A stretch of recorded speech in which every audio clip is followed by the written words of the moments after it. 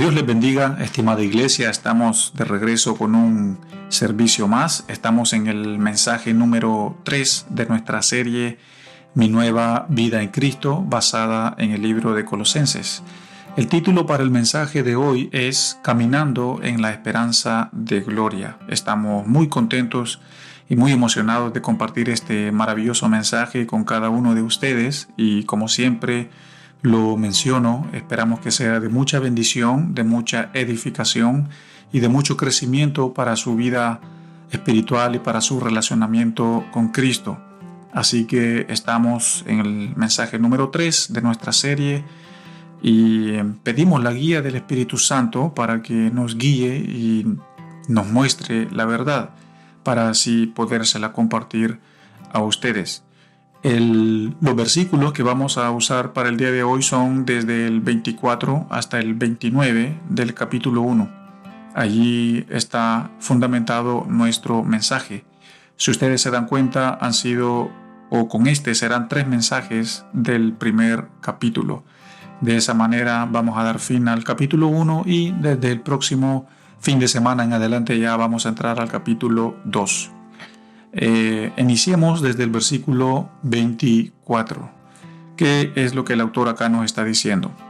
Dice, Colosenses capítulo 1, versículo 24 en adelante. Ahora me gozo en lo que padezco por vosotros, y cumplo en mi carne lo que falta de las aflicciones de Cristo por su cuerpo, que es la iglesia. Recuerden que el autor de esta carta es el apóstol Pablo, y el apóstol Pablo está preso en Roma en el año 61 después de Cristo. Hemos dicho que el apóstol Pablo estaba rodeado de varios colaboradores que le ayudaban a ejercer y a cumplir su ministerio de una forma más eficaz. Y acá él está haciendo una comparación de lo que él está pasando, de sus aflicciones, de sus dificultades en la cárcel, con las dificultades que vivió Cristo en su viaje previo hacia la cruz. Pero en otras palabras, el autor de la carta está afirmando aquí que está padeciendo estas aflicciones por una razón, y la razón es Jesucristo. No hay nadie más por quien él esté pasando aflicciones, sino solo un hombre, que es Jesucristo. Pero también él acá nos está diciendo que él está pasando aflicciones por la iglesia, es decir, a aquellos a que les está enseñando y predicando. Y también la iglesia es el cuerpo de Cristo. ¿Quiénes son o quiénes hacen parte del cuerpo de Cristo? Esto lo hemos dicho a nivel a medida que hemos estudiado series anteriores, que el cuerpo de Cristo es la iglesia universal, es el grupo de creyentes que están en todo alrededor del mundo.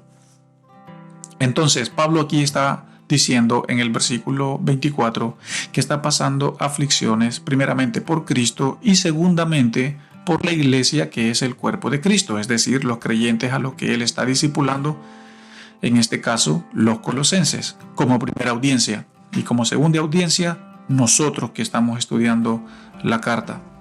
Pero Pablo acá menciona aflicciones por el hecho de que está en la cárcel. Recuerden que, como ya mencioné, esto fue en el año 61 después de Cristo, cuando Pablo estaba preso en Roma.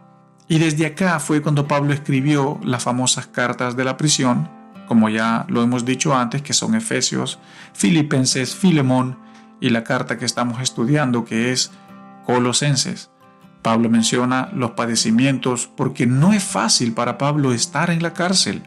Él fue azotado, él fue perseguido, él fue maltratado, él fue vituperado. No era fácil para Pablo estar en ese lugar. Pero por amor a Dios y a la iglesia de Colosa, él escribe esta carta con fuego de Dios. Y por eso él está diciendo esto. Yo estoy sufriendo aquí en esta cárcel por causa de Cristo y también por ustedes, porque no es fácil estar en la cárcel. No es fácil estar en este lugar. La cárcel es un lugar muy difícil para poder estar.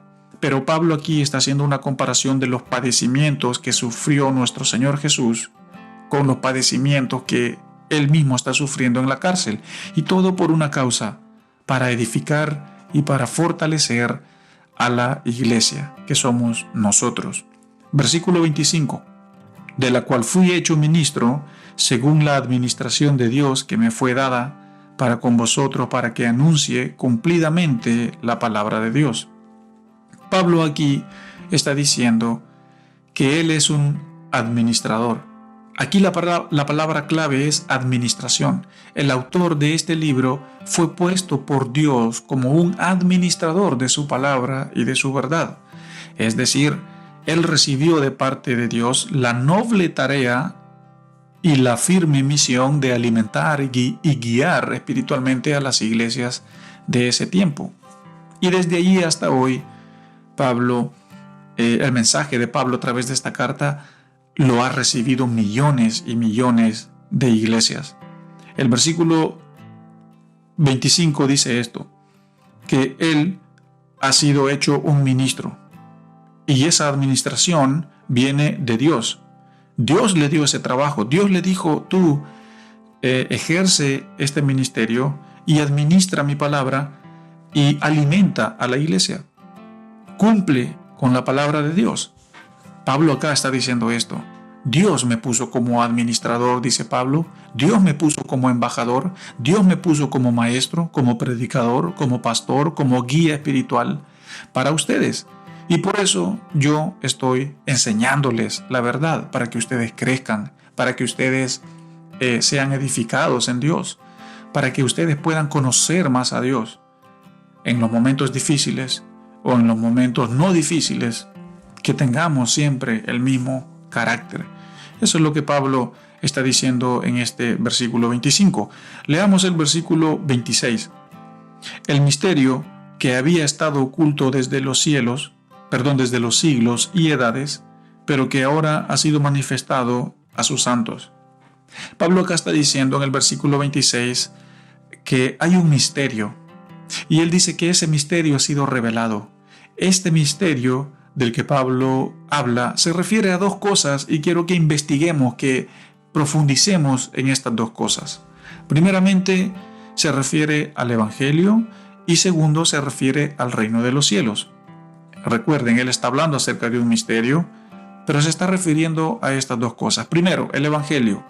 Si bien Cristo fue anunciado en el Antiguo Testamento, a lo largo del Antiguo Testamento, en el Pentateuco, en los profetas, en los reyes, hasta que se inició el Nuevo Testamento. Cristo fue anunciado en todos los libros del Antiguo Testamento, pero no fue visto. Esto es lo que nosotros tenemos que entender, que Cristo fue anunciado, fue profetizado, se dijo que iba a venir un Mesías, pero nadie lo vio, si no fue hasta en el tiempo del Nuevo Testamento. Entonces, cuando acá habla de un misterio, se refiere a eso, que en el Antiguo Testamento el hecho de que Cristo haya sido anunciado fue todo un misterio, porque nadie lo vio. Solo la gente lo escuchó las profecías, pero nadie lo vio. Pero ese Cristo fue revelado hasta en el Nuevo Testamento, y fue hasta entonces que Él vino a habitar en medio de nosotros, para ser como uno de nosotros, pero con la diferencia que Él era también un ser divino. Y esto fue todo un misterio para también los del Nuevo Testamento. Pero a la misma vez no lo fue porque lo vieron. Es decir, los del Antiguo Testamento escucharon de Cristo, que vendría, pero no lo vieron. Y en el Nuevo Testamento sí lo vieron. Y el Evangelio fue anunciado, fue revelado para los del Nuevo Testamento. Y ese misterio fue revelado. Y el misterio fue el Evangelio, que Cristo es el Hijo de Dios, que Él vino y murió por nuestros pecados, que resucitó al tercer día y partió a la derecha de Dios. Ese es el Evangelio, y esto es lo que nosotros tenemos que predicar y lo que nosotros tenemos que anunciar. Porque desde que Cristo partió hacia el cielo, los apóstoles predicaban el Evangelio. Ellos predicaban que Cristo era el Hijo de Dios, que Cristo había venido, que Él había muerto, que Él había resucitado, y que por medio de esa dinámica de venir, de morir y de resucitar, nosotros somos los beneficiados. Nosotros tenemos vida eterna, tenemos perdón de nuestros pecados, etc. El mensaje del Evangelio se ha venido predicando a través de los años y de los siglos. Pero lo que quiero decir es que en el Antiguo Testamento fue todo un misterio, porque nadie lo vio, pero en el Nuevo Testamento ese misterio se reveló a todos, a la iglesia, a los gentiles, aún a los judíos y también a nosotros. Hoy en día se nos revela, ya no es un misterio para nosotros. El segundo aspecto de este misterio que Pablo está hablando en el versículo 26 es el reino de los cielos. El reino de los cielos también fue anunciado a lo largo del Antiguo Testamento. Y cuando los discípulos, por ejemplo, le preguntaron a Jesús en Mateos 13, versículo 10 y 11, que por qué les hablaba en parábolas a las personas, Jesús les dijo, porque a ustedes les es dado saber el misterio del reino de los cielos. Pongan atención a la respuesta que Jesús dio. A Jesús se le preguntó, Jesús, ¿por qué tú enseñas en parábolas? Y él dijo, bueno, eso es muy sencillo, tiene una respuesta muy fácil, porque a ustedes se les es dado saber el misterio del reino de los cielos. ¿Se dan cuenta? Entonces, este misterio del que Pablo está hablando acá, de que ha sido un misterio que estaba oculto pero ahora ha sido manifestado, se refiere al Evangelio y al reino de los cielos. ¿Por qué?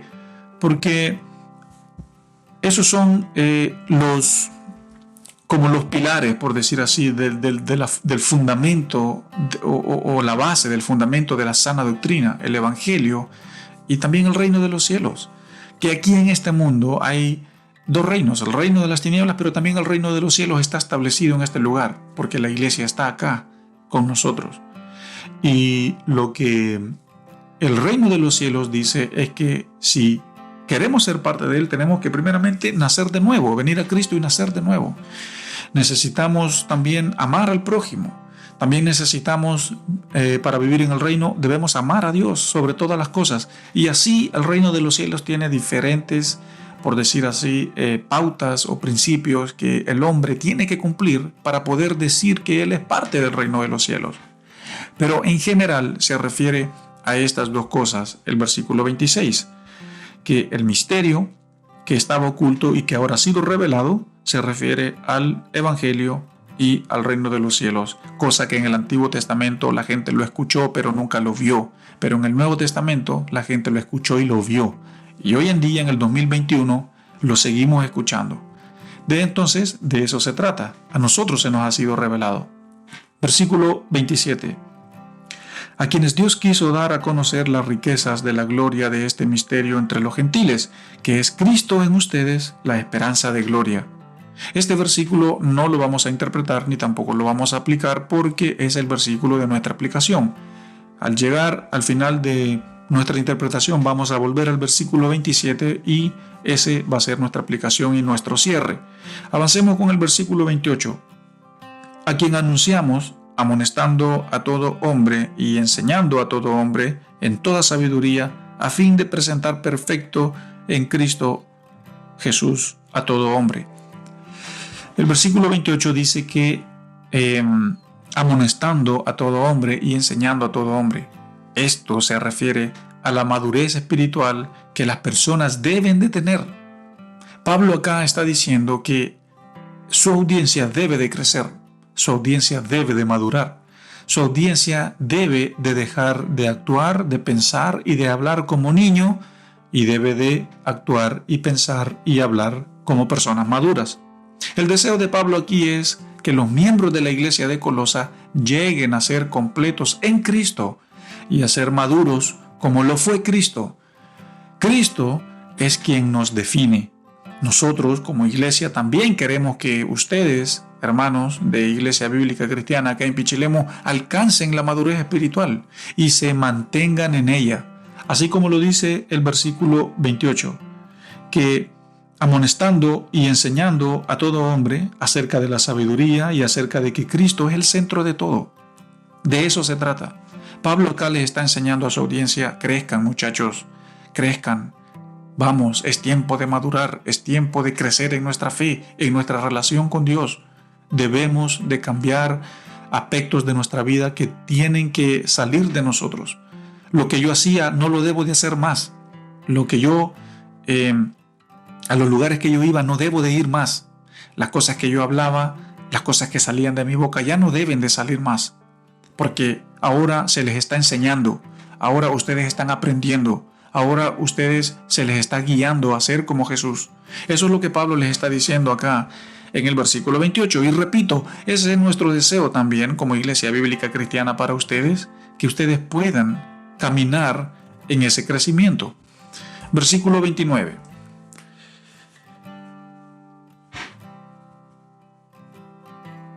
Para lo cual también trabajo, luchando según la potencia de Él, la cual actúa poderosamente en Él. ¿Qué es lo que dice el versículo 29? Pablo dice luchando, luchando y trabajando, luchando y trabajando. Aquí Pablo nos muestra su labor, nos muestra su deber, el trabajo que hace para Dios. Él nos dice aquí que está comprometido con el deber. ¿El deber de qué? El deber de enseñar, el deber de compartir, el deber de servir, el deber de predicar la verdad de las Escrituras al que lo necesite. Pablo se empeñó por ejercer su ministerio hacia el máximo para poder fortalecer a la iglesia de Dios y también al cuerpo de Cristo.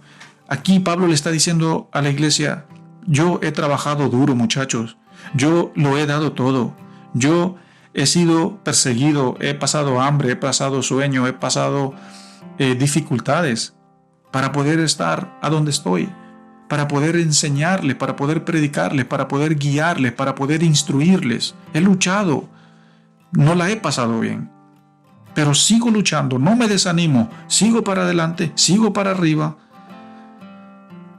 Ese es mi trabajo, a esto fui llamado. Según, dice Pablo, la potencia de Él. Es decir, Pablo aquí reconoce que su fuerza, que su ímpetu viene de Dios, viene de Cristo, viene del Espíritu Santo. Que el Espíritu Santo dentro de Él es lo que hace que Él explote en enseñanza, que Él explote en predicación, que Él explote en instrucción. Eso es lo que Él está diciendo. Yo he luchado para que ustedes puedan tener un mensaje instruccional, para que ustedes puedan tener un mensaje sólido en doctrina, en sana doctrina. Eso es lo que Pablo está diciendo acá en este versículo. De esa manera hemos llegado al versículo 29 para terminar nuestra interpretación. Ahora volvamos al versículo 27, que es el versículo de nuestra aplicación. Dijimos, ¿qué es lo que dice el versículo 27? A quienes Dios quiso dar a conocer las riquezas de la gloria de este misterio entre los gentiles, que es Cristo en vosotros, la esperanza de gloria. ¿Qué significa esto? Recuerden el título de nuestro mensaje, Caminando en la esperanza de gloria. Dios no dejó todo solo para su pueblo judío, sino que también encontró que era bueno revelar estas cosas a los gentiles. Recuerden, ya dijimos que un gentil es todo aquel que no es judío, todo aquel que no viene del linaje judío. Pero nosotros tenemos que entender que esto se ha cumplido hasta el día de hoy, porque la mayoría de los creyentes que son parte del cuerpo de Cristo, que es la iglesia, son gentiles por todo alrededor del mundo. Dios nos ha dado a conocer las riquezas de su gloria. Eso es lo que dice el versículo 27. De hecho, lo voy a volver a leer. A quienes Dios quiso dar a conocer las riquezas de su gloria, de este misterio entre los gentiles, que es Cristo en ustedes, la esperanza de gloria. Recuerden, el autor acá está diciendo de que Dios ha querido, Dios se complació en revelar su verdad, no solo a los judíos, sino a los gentiles, alrededor de todo el mundo. Pero ¿cuáles son estas cosas que Dios reveló, que son las que son parte de la esperanza de gloria? Bueno, primeramente es Cristo, que Cristo haya sido revelado. Eso fue lo primero. Lo segundo es el reino de los cielos, que el reino de los cielos haya sido revelado. Lo tercero es el perdón de pecados. Lo cuarto es la redención y la salvación. Lo quinto es la vida nueva en Cristo y la vida eterna también junto al Padre. Y lo sexto es que somos hijos por medio del Espíritu Santo en nosotros. Estos 6 aspectos que acabo de mencionar son la esperanza de gloria. Recuerden, estamos en aplicación.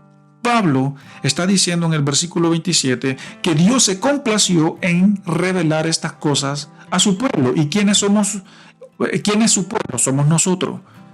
¿Y cuáles son estas cosas que Dios reveló, que son la esperanza de la gloria? Primero es Cristo, segundo el reino de los cielos, tercero el perdón de pecados, cuarto la redención y la salvación, quinto la vida nueva en Él y la vida eterna junto al Padre, y lo sexto es que somos hijos por medio del sello del Espíritu Santo en nosotros. Estos 6 aspectos que acabo de mencionar son la esperanza de la gloria. ¿Y por qué digo que son la esperanza de la gloria? Porque antes, cuando nosotros vivíamos afuera de Cristo, no teníamos idea ni conocimiento de estas cosas. Yo no sabía en lo personal, antes de venir a Cristo, que existía un Cristo que me podía dar una vida nueva. Antes de venir a Cristo, yo no sabía de que existía otro reino de los cielos. Yo, según mi entendimiento, todo lo que yo había visto en el mundo era todo lo que existía. Pero no, existe otro reino que es el reino de Dios. Yo no tenía idea que existía el perdón para mis maldades, para mis porquerías que yo hacía, para la vida mala y sucia y podrida que yo llevaba. Según yo, no había un cambio, no había esperanza. Pero sí lo hay. Yo no sabía que existía algo que se llama salvación y redención. Con esto, estimada iglesia, yo me estoy poniendo en los pies de aquellos que no tienen a Cristo en su corazón en este momento. Yo no sabía que en Cristo yo podía llevar una vida nueva. Yo no sabía que por medio de Él yo iba a tener una vida eterna después de morir. Yo no tenía idea de que el Espíritu Santo en mí hace que yo sea un hijo de Dios.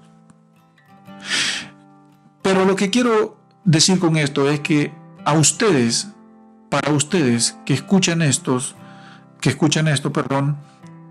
para ustedes no es algo nuevo, porque ya lo saben, porque ya viven en Él.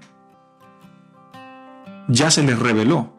Pero aquí el punto es, muchachos, ¿qué pasa con aquel que no conoce a Cristo? ¿Qué pasa con aquel vecino, aquella vecina, con aquel amigo, aquella amiga o aquel familiar que no conoce al Señor? Déjenme decirles que esa persona todavía está bajo la ira de Dios. Yo no quiero ni saber, yo no quiero ni pensar el hecho de vivir bajo la ira de Dios. No estoy salvo, estoy en muerte. Pero ellos no saben estas cosas, a ellos no se les ha revelado estas cosas que a ustedes ya se les han sido reveladas. Estos 6 aspectos de la esperanza de la gloria, que son Cristo, el reino de los cielos, el perdón de pecados, la redención y salvación, la vida nueva y la vida eterna, el hecho de ser hijos por medio del Espíritu Santo. Eso es lo que Pablo acá está diciendo. Ustedes, iglesia de Colosenses, dejen de andar siguiendo falsas doctrinas, dejen de andar siguiendo falsos maestros, dejen de andar perdiendo el tiempo peleando y caminen y permanezcan en la esperanza de la gloria, es decir, caminen en Cristo. Caminen en los principios del reino de los cielos. Caminen en esa mentalidad de que sus pecados han sido perdonados. Caminen en la redención. Caminen con convicción de que son salvos. Caminen en la nueva vida que Cristo les ha dado. Y caminen con la convicción de que después de esta vida hay una vida eterna. Y también caminen en la nueva identidad que tienen ahora como hijos de Dios por medio del Espíritu Santo. Y aquí se encierra el título de nuestro mensaje, la esperanza de la gloria. Esto es lo que acabo de mencionar es. Y por eso el título de este mensaje, caminemos en esto, muchachos, caminemos en esto. Primera de Corintios 2, versículo 9 al 16, dicen, no lo voy a leer, pero lo voy a parafrasear, dicen de que para el mundo todas estas cosas son locura. Lo que para nosotros es poder, lo que para nosotros es vida, lo que para nosotros es la verdad, para el mundo es locura, para el mundo es insensatez, para el mundo es estupidez. Pero si ustedes ponen atención en el versículo 14, de Corintios dice que todo lo que nosotros, o los que estamos en Cristo, todo lo que nosotros hacemos y decimos y vivimos es locura para el mundo. Mis convicciones son son locura para el mundo. Mis principios y mis valores no son los mismos del mundo. Lo que para mí es la verdad, para el mundo es mentira. Para lo que para mí es la verdad y sabiduría, para el mundo es una estupidez, es una locura. Y lo que yo quiero que ustedes entiendan es que aquel que está fuera de Cristo vive de esta manera. Todo aquel que está fuera de Cristo no conoce estas cosas. Pero Dios nos ha revelado a nosotros esta esperanza de gloria, que es los principios y los valores en los que nosotros tenemos que caminar. Ahora, ¿qué es esa esperanza de gloria? Es lo que acabamos de mencionar, por supuesto. Así que yo, para entrar al cierre de nuestro mensaje, quiero animarles a que andemos en esa esperanza de gloria, con convicción, con firmeza, con madurez espiritual. Abracemos lo que Dios nos ha revelado. ¿Qué es lo que a ti te ha revelado el Señor? Te ha revelado aspectos de tu identidad, te ha revelado que eres amado, te ha revelado que eres hijo, te ha revelado que tus pecados han sido perdonados, te ha revelado de que tienes una vida eterna, te ha revelado de que eres amado, de que eres aceptado, de que tu vida tiene valor, de que tu identidad está en Él. Esas son las cosas que Dios te ha revelado. Entonces yo te digo, camina en esas cosas, camina en esos principios, camina en esa madurez, abraza eso, lo que Dios nos ha revelado, camina en eso. Vivamos nuestra vida, nuestra nueva vida en Cristo, con esa esperanza de gloria, que Cristo está en mí, y así yo tengo una vida nueva y por lo tanto yo tengo que abrazar esa vida nueva. No la descuides, no descuides tu vida nueva, no descuides lo nuevo que Dios te ha dado. La nueva fe, la nueva convicción, la nueva esperanza, la nueva vida, las nuevas bendiciones, el vivir en abundancia, el vivir en un lugar de bendición, un lugar qué sé yo, si pasamos a las cosas materiales, si el Señor te ha dado una casa, si el Señor te ha dado una familia, si el Señor te ha dado una estabilidad financiera, bueno, abrázala, aprovéchala, no la descuides, porque eso es parte de lo nuevo de tu vida nueva en Él. Alcancemos la madurez en Dios. No seamos personas de doble ánimo, no seamos personas que son inconstantes en todos sus caminos, no seamos personas que empiezan algo y nunca lo terminan, no seamos como niños fluctuantes que son motivados y movidos de aquí para allá, seamos personas que no retroceden, seamos personas de palabra, personas de buen testimonio, personas que caminan en la rectitud, sin doblez, sin mancha, personas con gozo adentro de sus vidas. Eso es la esperanza de gloria, eso es caminar en la esperanza de gloria. Y para terminar, caminar en la esperanza de gloria significa caminar en la nueva vida en Cristo. Ese es nuestro cierre y esta es nuestra gran conclusión. De esto se trata el mensaje. Desde el versículo 24 hasta el versículo 29 del primer capítulo de Colosenses, Pablo les está diciendo a su audiencia, vivan en esto, vivan en esto. No descuiden su vida nueva, no descuiden la esperanza de gloria, no descuiden lo que Dios les ha revelado. Y de esto se trata, de que nuestra esperanza es Dios, de que nuestra esperanza es Cristo y debemos de abrazar y de vivir en este camino que el Señor nos ha dado. Según el versículo 27, y ya es lo último que vamos a decir, nuestra esperanza de gloria está en Cristo. Es Él. Él es todo para nosotros. Él es el centro de nuestras vidas, el centro de mis relacionamientos, el centro de mis finanzas, el centro de mi ministerio, el centro de mi hogar, el centro de mis hijos, el centro de todo lo que yo soy y de lo que yo represento. Si nosotros vivimos sin esa esperanza de gloria, vivimos en muerte, vivimos en desgracia, vivimos en pecado, vivimos como la gente del mundo vive, en miseria, sin bendición, etcétera, etcétera, etcétera. Yo en lo personal no quiero vivir lejos de la esperanza de gloria. Yo quiero vivir en esa esperanza, yo quiero vivir en esa nueva vida y yo quiero que tú también lo hagas. Con la autoridad que Cristo me ha dado, como pastor, como líder espiritual, de esta iglesia, quiero animarte, iglesia, a que camines con la convicción que Cristo te ha dado, que tú no eres el mismo, que tú no eres igual, de que tú, a partir de hoy en adelante, tú abrazas esta esperanza de gloria. Ese es mi deseo, ese es nuestro mensaje para ti, y esperamos que el Señor te bendiga y te muestre las cosas que te tiene que mostrar. Oremos para terminar. Señor, te doy gracias por este hermoso e importante mensaje. Oro que sea como una semilla que cae en una buena tierra, que da fruto. Oro para que esta semilla, Señor, pueda dar fruto en tu iglesia, en tu cuerpo, Señor, que es la iglesia, en este caso Iglesia Bíblica Cristiana acá en Pichilemu. Señor, yo he hecho mi trabajo, el crecimiento lo das tú. Depende de ti, Señor. Y ese es mi ruego, esa es mi intercesión por ti, Señor, para ti. Que pongas crecimiento en la audiencia, que pongas crecimiento en esta iglesia, que pongas crecimiento en aquellos que están escuchando, Señor, este mensaje. Yo pido tu bendición por ellos y sigue edificando y trabajando y moldeando y formando, Señor, a tu iglesia, que es la novia por la cual tú diste tu vida, Señor. En el nombre de Jesús. Amén. Bueno, que el Señor te bendiga y nos estamos viendo en nuestro próximo mensaje de nuestra serie Mi Nueva Vida en Cristo. Que el Señor te bendiga. Recuerda suscribirte a nuestro canal y activa las notificaciones para que no te pierdas ninguno de nuestros sermones.